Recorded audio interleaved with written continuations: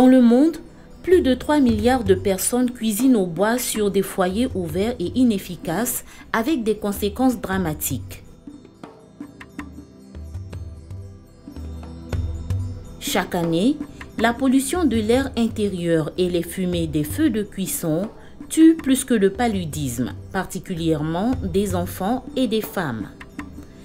Mais le bois de feu se fait de plus en plus rare chaque jour. Une situation qui entraîne la dégradation des forêts.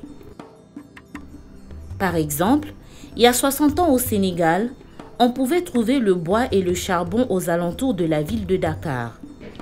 Aujourd'hui, les camions sont obligés de parcourir plus de 800 km pour en trouver.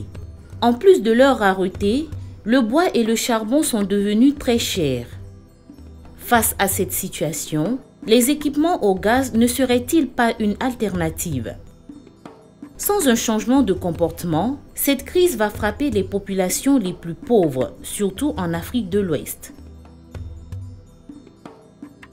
Imaginez le pire scénario en 2015. Avec la croissance rapide de la population, la pression sur l'énergie du bois va encore augmenter. Les forêts s'amenuiseront et le climat va changer.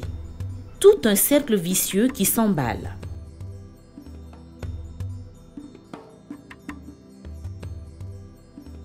Le pire scénario en 2020.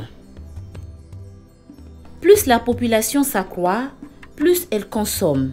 Et par la déforestation, elle se fera plus d'espace pour l'agriculture et pour l'industrie. Et encore plus de bois pour cuisiner, la forêt disparaîtra et la biodiversité va chuter. En campagne, les femmes et les enfants seront obligés d'aller toujours plus loin à la recherche du bois. Cela prend beaucoup de temps au détriment de l'éducation et des activités génératrices de revenus. Sur le chemin, ils s'exposent ainsi à de multiples dangers. En 2025, la fertilité des sols sera fortement affectée et l'avenir de ces personnes sera menacé. Beaucoup d'entre elles seront forcées de quitter leur village pour tenter leur chance dans les grandes villes. Maintenant, imaginez le meilleur scénario en 2015. Tout cela n'arrivera pas si l'on agit dès aujourd'hui pour préparer demain. Avec l'utilisation des foyers améliorés qui protègent la santé et qui feront économiser 40% du combustible ainsi que du temps et de l'argent. En plus, ils permettront une gestion durable des forêts qui servira une population de plus en plus croissante. Le meilleur scénario en 2020. Planter des arbres et gérer durablement les forêts sont des actes qui préserveront les ressources naturelles et créeront de nouveaux emplois. La production de combustible et la confection de foyers efficaces sont autant d'opportunités économiques que nous devons saisir.